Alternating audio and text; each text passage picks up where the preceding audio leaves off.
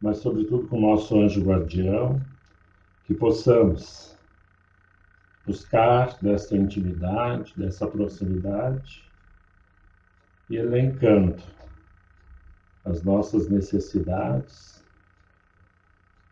e, sobretudo, vendo quem somos, o que poderemos vir a ser e como vamos ir realizando essa nossa experiência por esses dias.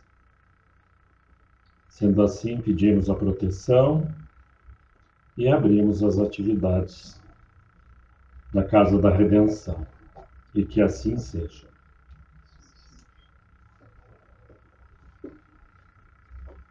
Nós estamos com esses desafios de usar os recursos das comunicações nesses dias. Há pouco estávamos conversando com o trabalhador Edgar, e daí vendo que os que nos precederam na atividade da semeadura eram cheios de uma ousadia pela disciplina, pelo arrojo,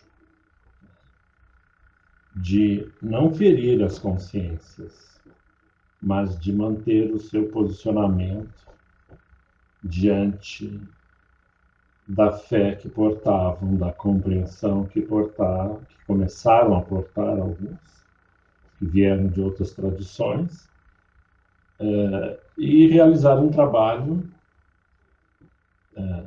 muito significativo.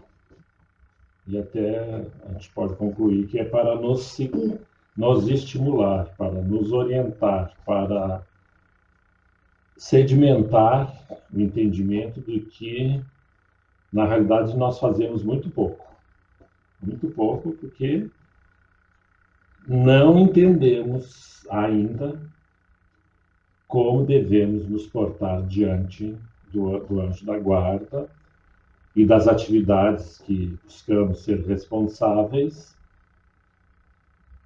para aprofundar, de fato, o desenvolvimento pessoal, em primeiro lugar, e depois, como um recurso certamente beneficiando a coletividade, pela função social dos centros espíritas, das casas de oração, das casas do evangelho.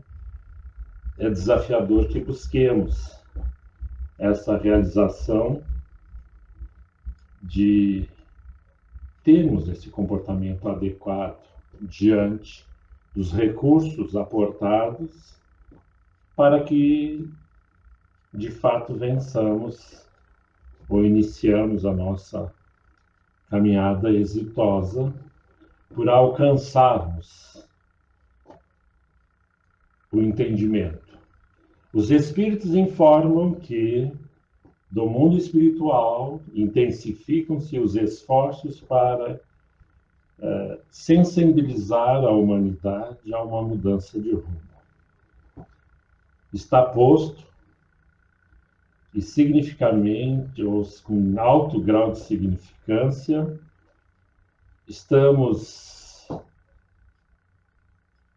recolhidos, alguns por consciência, outros por medo, e cada um vai encontrar o seu motivo, e outros descrentes, como é natural, devemos respeitar. Mas lembramos-nos das responsabilidades que ora portamos, de preservar a individualidade e a integridade dos nossos pares no tecido social. A humanidade precisa de seres responsáveis para instrumentar. E vem bem a calhar nesse mês em que a comunidade, ou pelo menos parte da comunidade terrena, celebra a maternidade, celebra as mães, que nós não precisaríamos de data e não precisamos, pois a caminhada é longa E se não formos ágeis, certamente não cumpriremos o mandamento que está no Êxodo, quando Deus, através dos benfeitores, orientou, através de Moisés, a comunidade, que era um dever filial honrar pai e mãe para termos uma vida longa. Claro, para aquele povo, daquela época, naqueles tempos, naquele contexto, atendes uma necessidade bem visceral, bem material, bem orgânica. Porque aquele povo que acabara de sair do guante da escravidão e da limitação das suas liberdades, certamente estava muito confuso pelos desafios de 40 anos no deserto, de enfrentar a sua experiência, ressignificando a vida de nação, a vida de grupos sociais, a organização social, o redimensionamento de ter-se a responsabilidade de conduzir-se. E Moisés, como um orientador da divindade, mas também buscando a organização do tecido social, apresentou o Decálogo, justamente para estabelecer uma ordem mínima, que vale para os dias de hoje. Talvez seja muito mais atual do que pensemos, do que conseguimos nos reportar. E é tão importante que os evangelistas Marcos, João, Mateus citam, né, da mesma forma, esse contexto em que Jesus fala ao jovem que procura para demonstrar o seu interesse em seguir o mestre, o que ele deveria fazer. E daí Jesus apresentou a lei. E ele disse, eu já cumpro. E muitos de nós já cumprimos, né? Com maestria as suas experiências junto à tarefa de honrar aos seus pais. Muitos de nós nem iniciamos. E porque se não houvesse essa discussão, essa colocação no Decálogo, não naquela época, mas para os nossos dias, se não somos sensibilizados, porque hoje nós temos mais razão, à luz do Espiritismo, para compreender o porquê dessas instrumentalidades, ou seja, o porquê dessas orientações. Naquele tempo, pela rudeza, pelo desalinho, pelo manejo de um coletivo desorientado, num primeiro momento, da sua identidade, de quem eram, de como deveriam se portar a partir do alcance da sua liberdade. Porque, na realidade, era um início, uma liberdade da constrição física, do subjugo da escravidão. Mas a liberdade é muito mais do que isso. Nós sabemos, né, hoje temos material suficiente de informação para entender que nem sempre os livres estão livres. Pelo atavismo, pela ignorância, são escravos. Somos. Temos que nos incluir nessa parcela. E diante desse desafio, os espíritos, né, na apresentação da orientação evangélica para dar sentido ao estudo do Livro dos Espíritos, conhecemos a funcionalidade, a lei, o jugo, mas precisamos compreender esses conceitos de justiça, de amor, de caridade, que vai além do que manter corpos. Porque normalmente todos nós que buscamos nos sensibilizar pelas dificuldades dos nossos pares na sociedade, o sentimos em criando a sobrevivência. É importante. Às vezes, muito antes e quase sempre antes que a palavra, que a discussão de um conceito de liberdade, de amor ao próximo. Às vezes, né, muitas das vezes, temos que matar aquele Deus da fome. E quando a gente acena com os víveres, com os bens, certamente a gente muda de comportamento. E isso não precisa nem ser os que estão naquela posição desfavorável nesses tempos. Nós outros, quando a gente recebe algum regalo, algum presentinho, algum mimo, já mudamos o nosso posicionamento. A gente já fica se sentindo, né, muito especial, né, muito querido. E quando os espíritos apresentam as orientações, e daí tem mais sentido para nós nos dias de hoje, porque nós saímos daquele contexto de escravidão, de submissão, lembrando aquela realidade do povo que saiu do Egito, mas trazendo para os nossos dias, de alguma forma, se apresentam ainda muito similar a algumas condições de um outro tipo de escravidão em que a sociedade, o nosso coletivo, marchava a passos largos. Escravos, subjugados, e ainda não despertamos. Pelo que eu ouço, né, pelo pouco que eu tenho contato nesses dias de recolhimento, eu vejo que, no meu parco entendimento, ainda não alcançamos a proposta, o objetivo deste isolamento. Porque, muito mais do que manter corpos, é preciso manter o espírito, acender essa centelha, despertar nessa centelha que nada mais nos falta. A partir do momento em que o ser espiritual, como os espíritos nos orientam, o agente universal, ser a senhora de sua consciência, minimamente, e dos seus atributos, minimamente, já há uma modificação no seu entorno.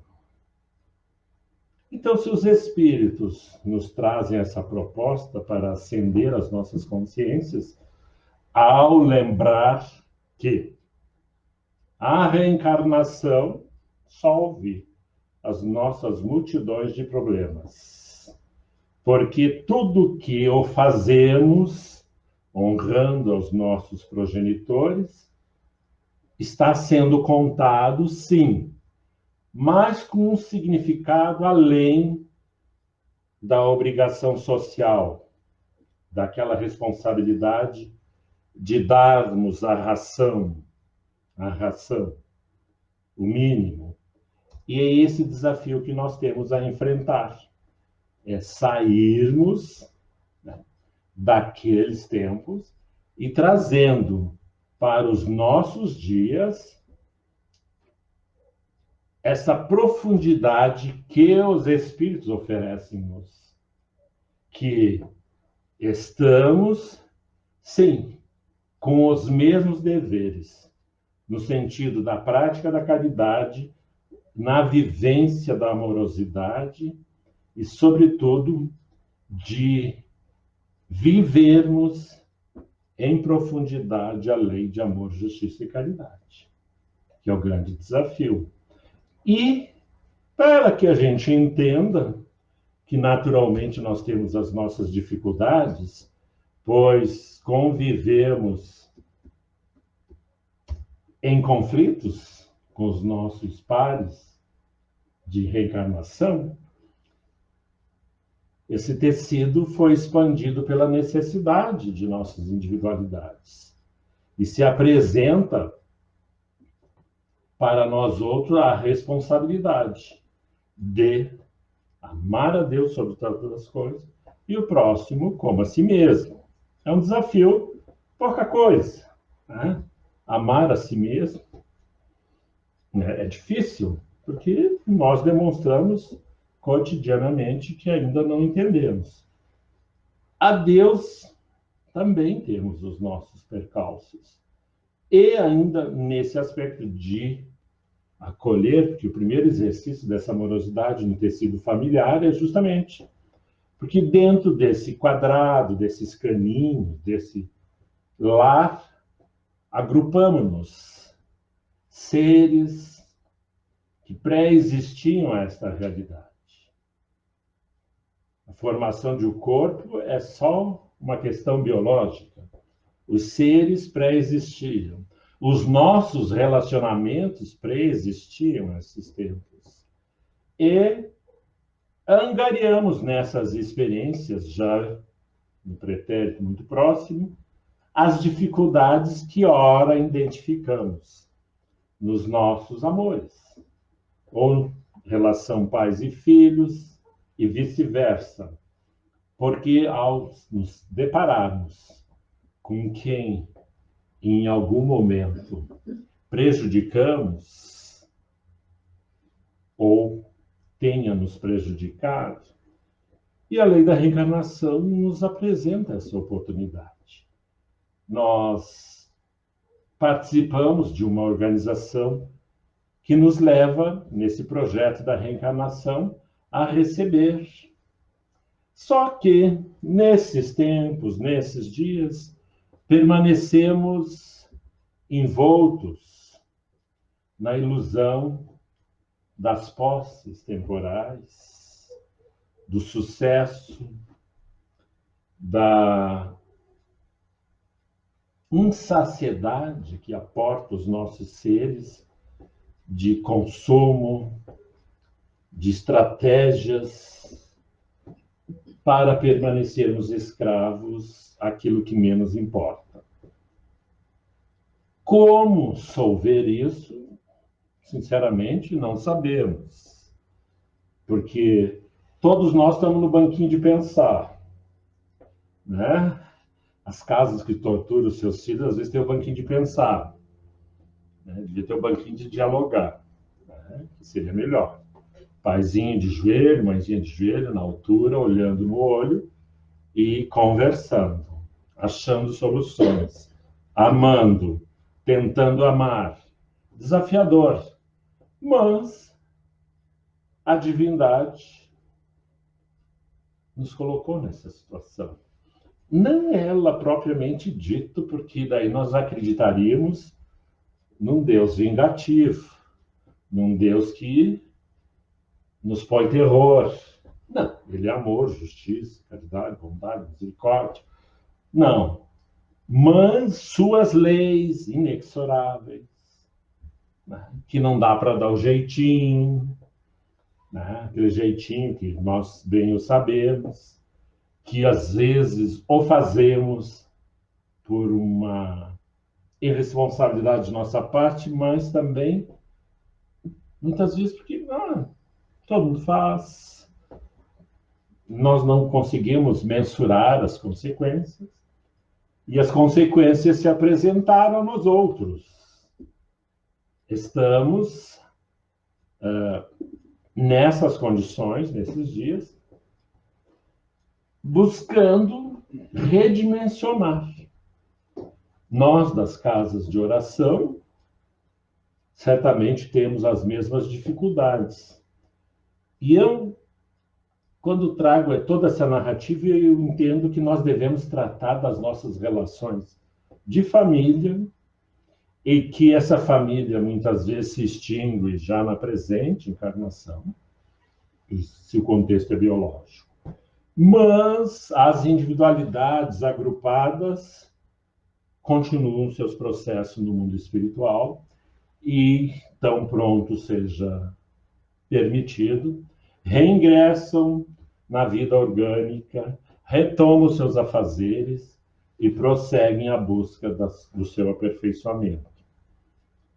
E tendo esse olhar que eu entendo que nós temos que buscar incessantemente essa organização da célula familiar nos contextos destes dias, não mais naquele contexto, né, esquizofrênico, né, em que exclui qualquer possibilidade de amarmos, de nos respeitar, de construir caminhos.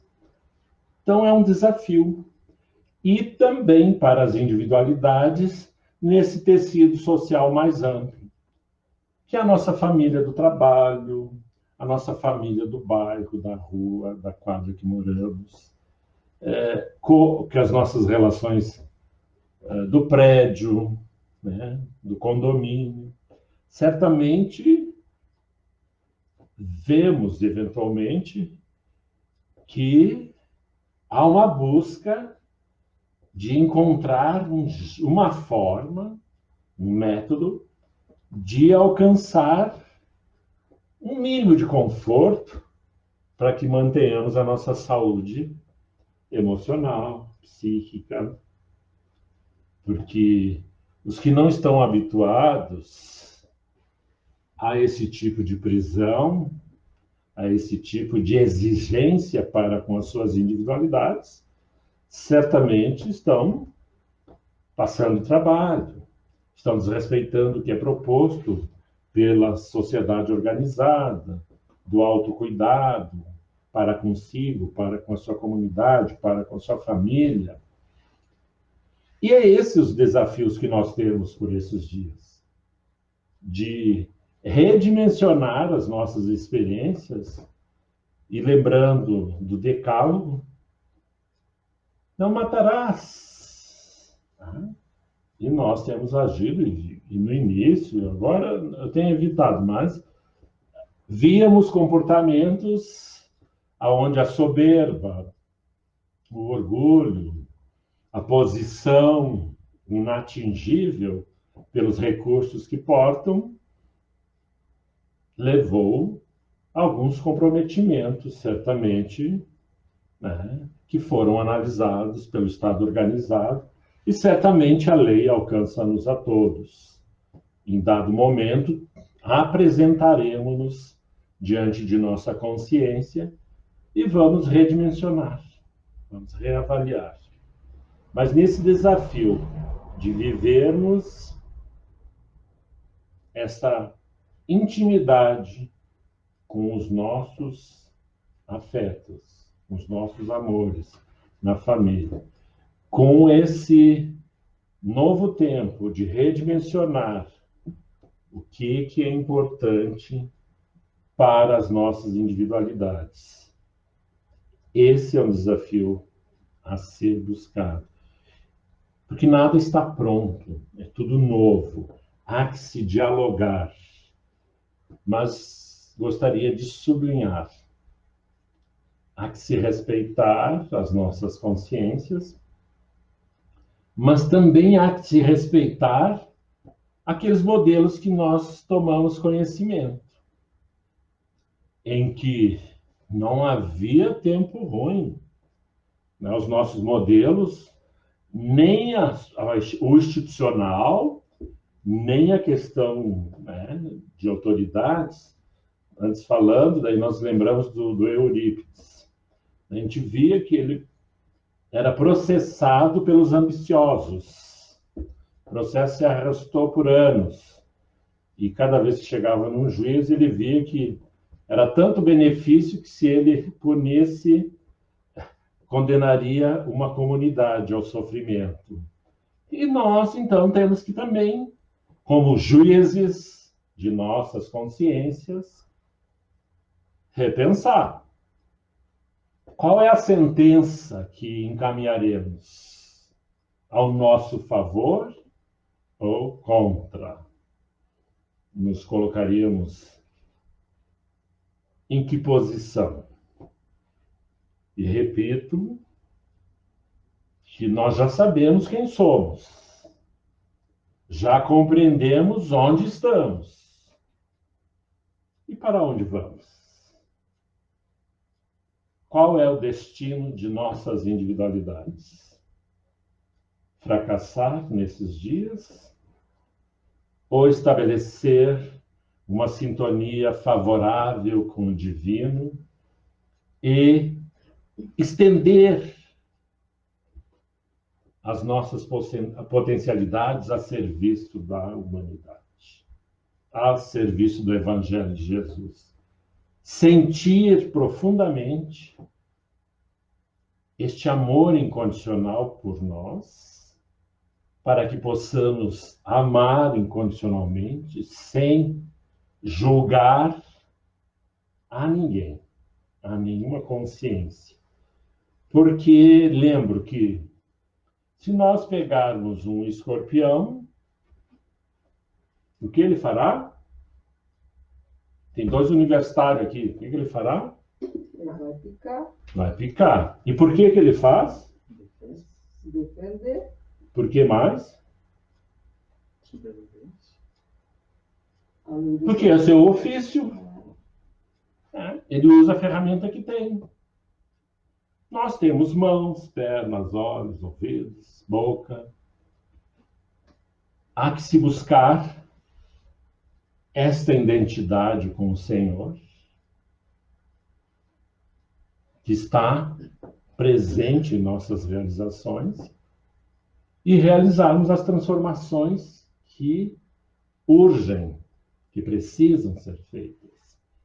E algumas delas como forma de prevenir algumas situações a posterior. Ou de estarmos em sintonia para que instrumentemos essas noites que estamos a passar. Para que, quando alvorecer, estejamos felizes, pois realizamos as nossas possibilidades, que é de amar incondicionalmente, que é de promover a nossa consciência, de auxiliar os nossos pares de evolução nesses tempos, assim como a do escorpião é de picar. Ele o faz, e nós timidamente realizamos as transformações necessárias para que gravitemos em coletivo para o seio de nosso Senhor, para que cheguemos à sua presença. Muitos fizeram, muitos fazem. Falta a nós esse desafio. Nós temos que buscar essa sintonia, fazer escolhas. Eu não estou falando de abandonarmos as nossas responsabilidades, mas talvez abandonar as nossas limitações de não nos permitir experimentar. A ciência espírita é uma ciência de experimentação. Há que se experimentar.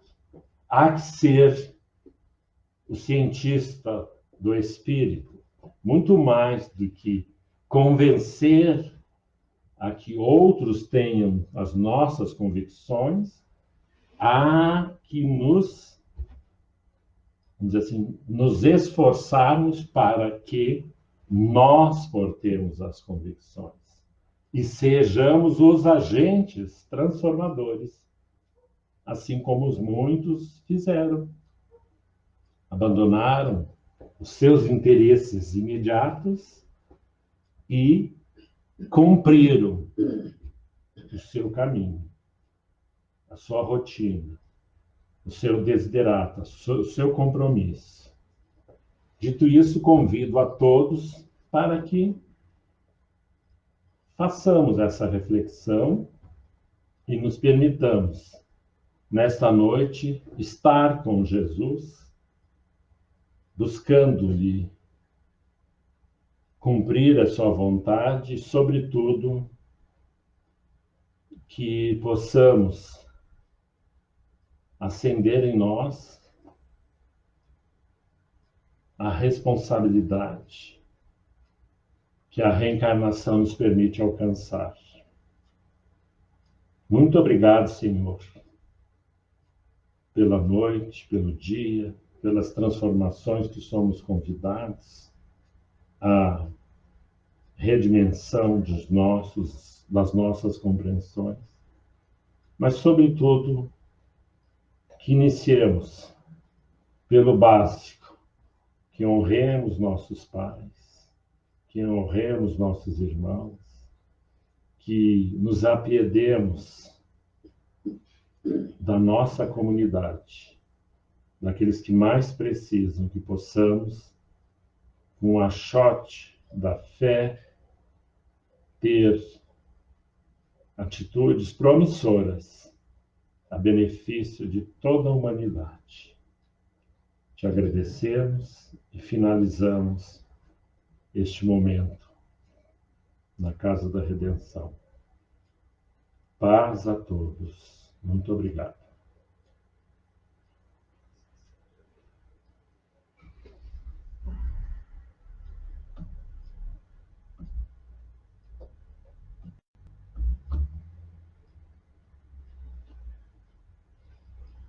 Ai, tem vontade própria. Agora não quer sair, viu?